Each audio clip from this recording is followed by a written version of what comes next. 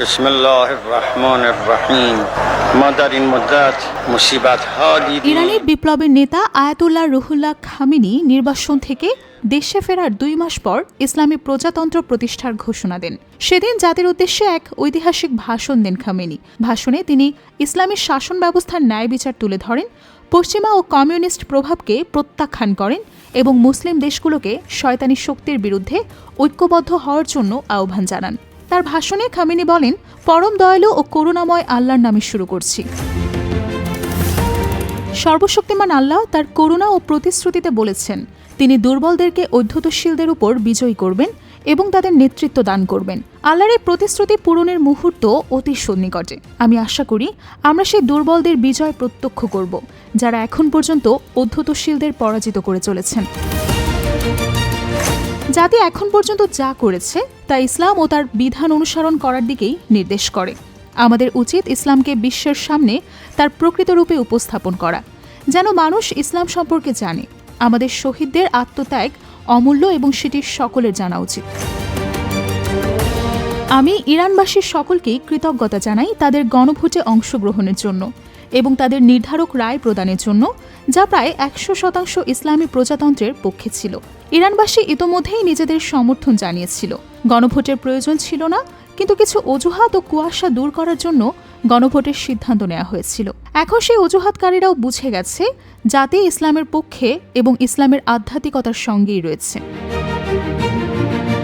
জাতি চায় পবিত্র কোরআনের শিক্ষা ইরানে বাস্তবায়িত হোক। আল্লাহর প্রশংসা, দেশের সকল স্তরের মানুষের উচ্ছ্বাস, ভালোবাসা এবং নিষ্ঠার সঙ্গে ইসলামী প্রজাতন্ত্রের পক্ষে ভোট দিয়েছেন, অন্য কিছুর জন্য নয়। শুধু একটি ইসলামী প্রজাতন্ত্রই ইরানি জাতির সকল লক্ষ্য পূরণ করতে পারে। ইসলামী প্রজাতন্ত্রের আদেশই সকল আদেশের ঊর্ধ্বে। আমরা বলি, যারা গণতন্ত্রের কথা বলে তারা পশ্চিমে একরকম আর পূর্বে আরেক রকম গণতন্ত্র চর্চা করে। পূর্বে মানুষ বিরাট এক স্বৈর শাসনের মুখোমুখি, একই অবস্থা পশ্চিমে। যারা মানবাধিকার রক্ষার কথা বলে তারা গত 50 বছর ধরে যখন পহলভির অবৈধ শাসন ও তার পুত্র জাতিকে শোষণ করছিল তখন কিছুই বলেনি। আমাদের তরুণেরা কারাগারে অত্যাচার ভোগ করেছে, অনেকের পা কেটে ফেলা হয়েছে, অনেককেই নির্যাতনের শিকার করা হয়েছে, কিন্তু মানবাধিকার সংস্থাগুলোর কাছ থেকে কোনো প্রতিবাদ আমরা শুনিনি। আমরা দেখেছি আমেরিকার প্রেসিডেন্ট সেই দুঃখজনক শাহকে সমর্থন দিচ্ছে, অথচ এখন যখন সেই খুনিরা জাতির হাতে ধরা পড়েছে তখন তারা মানবাধিকার রক্ষার জন্য চিৎকার করছে। তারা খুনি দলেরই পুতুল, পরাশক্তির হাতের খেলনা। যদি মানবাধিকার সংগঠনগুলো সত্যি মানবাধিকারের পক্ষে কথা বলতো, তবে তারা আমাদের সমালোচনা করত খুনিদের ধরে রাখার জন্য, মৃত্যুদণ্ড না দিয়ে কারাবন্দী করার জন্য। প্রকৃতপক্ষে অপরাধীকে বিচার করার কোনো প্রয়োজন নেই। অপরাধীর পরিচয় প্রমাণিত হলেই তাকে মৃত্যুদণ্ড দেওয়া উচিত। এই যে মানবাধিকারের পরিপন্থী নয়, বরং মানবাধিকারের পক্ষেই।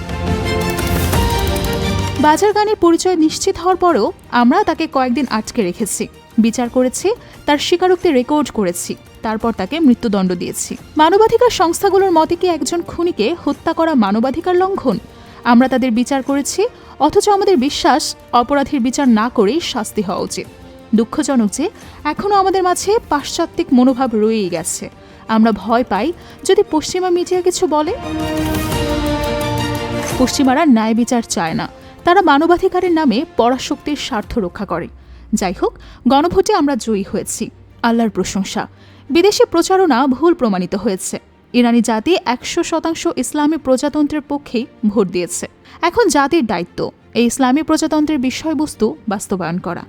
আজকের ইরানে যা কিছু আছে, সে বিশ্ববিদ্যালয়, শিক্ষা ব্যবস্থা, বিচার ব্যবস্থা, অর্থনীতি, সবকিছুই পরিবর্তিত হতে হবে। পশ্চিম নির্ভর প্রতিষ্ঠানগুলোকে স্বাধীন ইসলাম ভিত্তিক করতে হবে। মানুষকে নিজেদের সংশোধন করতে হবে। ধনী শ্রেণী দরিদ্রদের উপরে অত্যাচার করা বন্ধ করতে হবে। গরিব ও অভাবীদের তাদের অধিকার দিতে হবে। ইসলামী প্রজাতন্ত্রের এমন একটি সরকার থাকতে হবে যা জাতিকে সেবা দেবে। যদি কখনো সরকার অন্যায় করে, জাতি তাকে থামাবে। আদালত ন্যায় বিচার না করলে জাতি নিজের হাতে ন্যায় প্রতিষ্ঠা করবে। ইসলামী প্রজাতন্ত্রে কোনো অবিচার থাকবে না, জুলুম থাকবে না, শক্তিশালীরা দুর্বলদের শোষণ করতে পারবে না। ইসলাম ন্যায় ও মানবিকতার ধর্ম। সকল জাতিগোষ্ঠী সমান অধিকার পাবে। আরব, পার্সি, তুর্কি, শিয়া, সুন্নি সবাই ভাই। পবিত্রতা অর্থাৎ তাকওয়া ছাড়া অন্য কোনো সামাজিক বৈষম্য ইসলামে নেই। ধনী দরিদ্র, নারী পুরুষ, কৃষ্ণাঙ্গ শ্বেতাঙ্গ সবাই সমান অধিকারভুক্ত। ধর্মীয় সংখ্যালঘুদের অধিকার সুরক্ষিত থাকবে। ভিন্ন মতাদর্শের লোকেরাও এই জাতির অংশ। আমি আশা করি যারা দেশে গিয়ে জাতির মধ্যে বিভেদ সৃষ্টি করছে তারা বিবেকের কাছেই ফিরে আসবে। আমরা সবাই ভাই।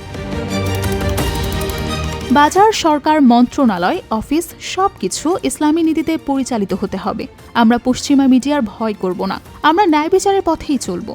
আমরা সময়ের সঙ্গে সঙ্গে প্রমাণ করব যে কেবল ইসলামিক গণতন্ত্রই সঠিক। পশ্চিমা গণতন্ত্র পুঁজিপতিদের পক্ষে, পূর্বের গণতন্ত্র পরাশক্তিদের দাসত্বে। কিন্তু ইসলামে সকলের জন্যই স্বাধীনতা আছে। মানুষ সরকারের নয়, নিজের কাজ নিয়ে ভয় পাবে। অন্যায় না করার জন্য নিজেকে ভয় করবে। ন্যায় বিচার অন্যায়ের পথ রোধ করে। ইসলামী সরকার অন্যায় করে না। সাফাক আর নেই, আর নির্যাতন নেই। কোনো পুলিশ, কোনো সরকার জাতিকে জুলুম করতে পারবে না। ইসলামী রাষ্ট্রে সরকার জাতির সেবক। যদি প্রধানমন্ত্রী অন্যায় করে তাকেও বিচারের সম্মুখীন হতে হবে। ইসলামে প্রধানমন্ত্রীর জন্য আলাদা কোনো আইন নেই। আমি জাতিকে বলছি, নিজেদের বদলাও, শয়তানি শাসনের মানসিকতা ত্যাগ করো। আজ ইরানে বহু দরিদ্র, আহত, নিঃস্ব মানুষ আছে। ধনীদের উচিত তাদের সাহায্য করা। সরকারও তাদের দুঃখ কষ্ট বিবেচনায় নেবে। তাদের জন্য ঘর নির্মাণ করবে, জীবিকা দেবে, সম্মানজনক জীবন দেবে। কিছুদিন আগে শিল্পপতিদের বলেছি, নিজেদের উদ্যোগে শ্রমিকদের জন্য বাড়ি নির্মাণ করো, তাদের কল্যাণ নিশ্চিত করো। না করলে একদিন তারা বিদ্রোহ করতে পারে, তখন আর আমাদের কিছু করার থাকবে না। আমি কর্মজীবী, শ্রমজীবী ও দরিদ্র জনগণকে প্রতিশ্রুতি দিচ্ছি, ইসলাম তোমাদের চাকরি দেবে, সমৃদ্ধি দেবে, ঘর দেবে। ইসলাম দরিদ্রদের বেশি গুরুত্ব দেয়। এই বিজয়ের দিনে, এই ইসলামী উৎসবের দিনে আমি সকল মুসলমানের সফলতা কামনা করছি।